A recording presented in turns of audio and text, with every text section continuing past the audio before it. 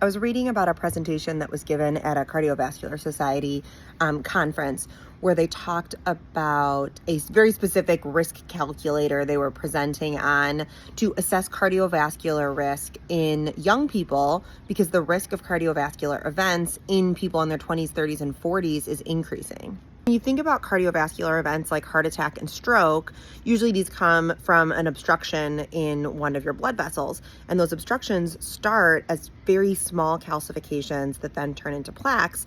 And it takes years, if not decades, for those to become so big that they totally obstruct the vessel.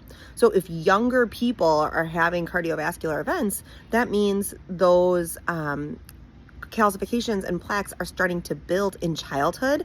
And we actually know that this is true because children who die in accidents, things like car accidents or other accidents, and they have autopsies, we see this. Young people that are otherwise healthy and have the beginning of calcifications in their arteries. So this made me think of my own work in two ways. Number one is that there is a universal recommendation that all children be screened for cholesterol at age 11, independent of your weight, right? So we want to know if you have familial forms of high cholesterol that don't come from your diet, they come more from your genes. So we should be screening everybody at age 11 to see what your lipid panel looks like. The vast majority of my patients who come to me over the age of 11 had not had this testing done, especially if they're normal weight.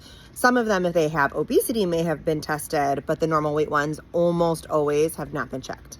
The second thing that it made me think of was a patient that I saw in this past year who is, if anything, on the very low side of normal weight, and her cholesterol screenings have always been a little bit borderline.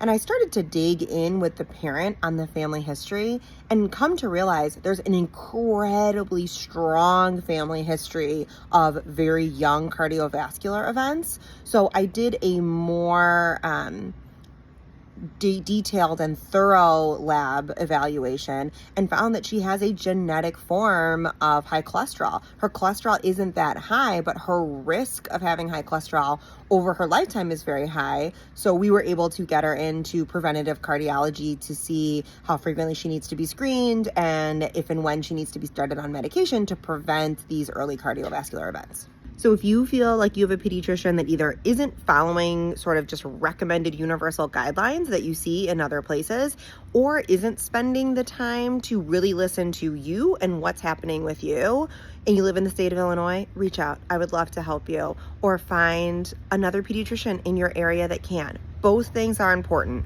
What are the universal recommendations, and then what is important to you individually as a person and a family?